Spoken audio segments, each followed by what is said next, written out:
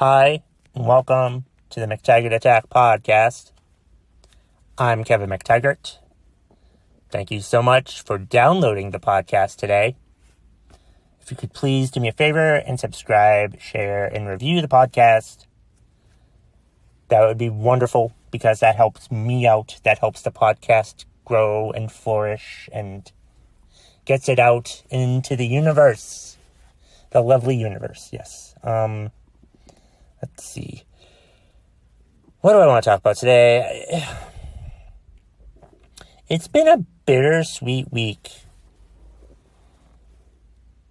I think it was Monday night, I was driving through Lebanon, New Hampshire, by the Centera Parkway, and that's where my favorite watering hole, Margarita's, is. And Margarita's closed, like everything else closed. When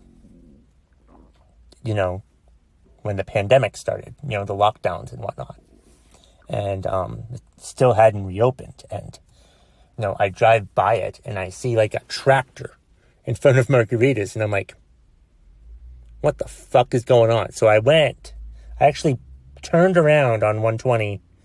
I'm saying all these New Hampshire roads, so Google it. Anyway, I do a U-turn. I actually pull into the Jesse's parking lot and turn around and go back into the Centera Parkway and take a closer look at Margarita's. And there is a tractor there. They were digging up all the plants and flowers that they have in front. And, there was a sign on the door. There was still the sign for Margarita's saying, we'll let you know when we reopen. And there was another sign saying toxic chemicals inside or whatever. And I'm like, okay, something must be going on. So I went home and I looked up. I'm friends with a few people that work at Margarita's because that's how much of a regular I am at that place. I've been going to Margarita's since Cinco de Mayo 2005. So for 15 years, I've been going to Margarita's. So, I looked up one of the employees there because I'm friends with them on Facebook, and they had posted a message, and in the comments, someone asked her about when was Margarita's reopening, and she says it's not. And that it was getting replaced by another restaurant called Snacks from the Blue Sky Group. And I was like, oh my God. I'm reading it and I'm just I'm in shock and I'm sad because I spent a lot of time there. I go there at least once a week, sometimes more than once a week. Mostly because of the alcohol, but I like the food too. I like Mexican food. I like Tex-Mex food. And their tacos Americano are fucking delicious. And their wings are great. And they're closed and not reopening. And I didn't know what to do. So I messaged another friend of mine who works there, and they were the head bartender, and they explained to me that there was a rent, the rent was going up, and they didn't want to pay more rent, is basically what happened. So, the other company swooped in and took over the spot, and in November, there'll be a new restaurant there. But it was just demoralizing to, have my favorite watering hole, my favorite bar in the area close. And that was Monday night into Tuesday. And so dealt with that. And then this morning, or Wednesday, my dad tells me, hey, Salt Hill Hanover's closing. I'm like, what? Salt Hill Hanover was my second favorite bar to go to in the Upper Valley. Or it's not that it's closing, it's closed because it closed at the pandemic too, and it's never reopening. And I kind of thought that was going to happen because we've been able to do outside seating at restaurants, and they have a shitload of outside seating at their facility, at their place, and they could have had like a whole lot of outside seating, but like they never looked like they were going to open anytime soon. And I'm like, well, that's just weird. So it didn't really surprise me by the news today. But then it's like my two favorite places to drink are now closed, because I liked Salt Hill because it was a 5-minute drive from the house. Judge me all you fucking want to. I don't fucking care. I don't drink that much more anymore anyway, and I won't drink that much anymore now, which is great, because my two favorite places to drink are closed forever. But yeah, it's sad that like these two places are closed. The memories I had there at both places, and it's like, I never got the chance to say goodbye. It's just emotional, you know. I loved going to Margaritas. I loved going to Salt Hill, Hanover. I got to know a lot of the people that worked there, fellow customers, fellow regulars at both places, mostly more at Margaritas than Salt Hill, Hanover, and there's other Salt Hills in the area, so it's not like there's Salt Hill, Lebanon, or Salt Hill, West Lebanon will probably be my go-to Salt Hill from now on, because I like the bartender there better. Anyway, but it's just sad. But then I think that like it's just a sign. It's a sign that two of my favorite places where I like to drink, you know, are done. So basically, it's pretty easy to never drink again when my two favorite bars are closed, are gone. But it makes me think that, like, before the Salt Hill news today that I received, yesterday when I was still dealing with the Margaritas news,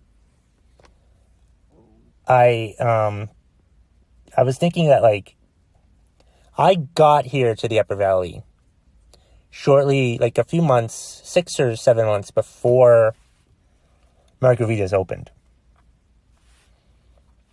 And now it's closed. And I've thought to myself that I've spent 15 years here in the Upper Valley. And no disrespect to anybody here that lives here in the Upper Valley, but people come to the Upper Valley to raise a family. People come to the Upper Valley to stay. I have no plans on staying. I want to flourish. I want to advance. I want to improve on my stand-up comedy career. I want to take my stand-up comedy career to the next level. And I think that, like, moving is definitely a possibility, or not a possibility. It's going to happen, I think. I'm not ready to announce anything yet, but like I have to, like, maybe moving to New York City or something. I'm looking into that. It's just, so like these restaurants closing is a sign, you know? And then like a sign from the universe. And then like, because of the pandemic, I've been working from home, so I work remotely now. So if I do move anywhere, it's a lot easier since I'm working remotely. Another sign from the universe. Like it's trying to nudge me in the right direction, or push me in the right direction to make me do this. And I really think that in the near future, I might be, I don't know. I don't know what's happening, but changes are going to be happening. Good changes will be happening in the near future. That's as cryptic as I'm going to be right now, although I've kind of revealed what I'm thinking of, but it's like, I still need to look into it more. And not really look into it, but just like, all right, visit New York City more often before I actually move there, you know? See if it's actually a good idea, you know? I should do that. But of course, I have to wait for the whole pandemic thing to be over, because I don't want to catch the coronavirus. So it might be some time before I move to New York City, but right now I think that's the plan.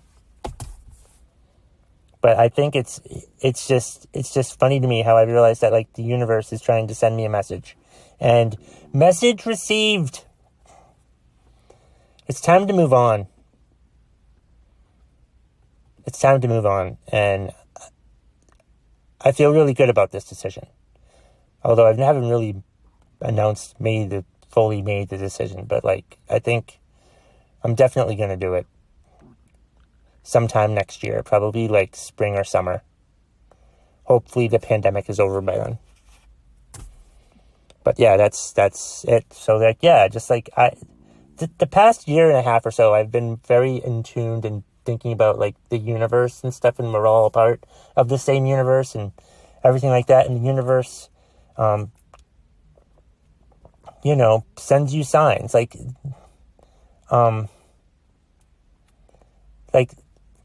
the universe happened, like, what is it? I'm trying to get this phrase right. I heard it on a Jim Carrey motivational speech last night, but I've also read it maybe in the Jen Sincero book, one of the badass Jen Sincero books. The universe, things happen for you, not to you. Things are happening for me. And I think I know that I understand what I need to do now, and I'm going to do it. And thank you so much for listening to the McTaggart Attack Podcast today. Please remember to subscribe, share, and review.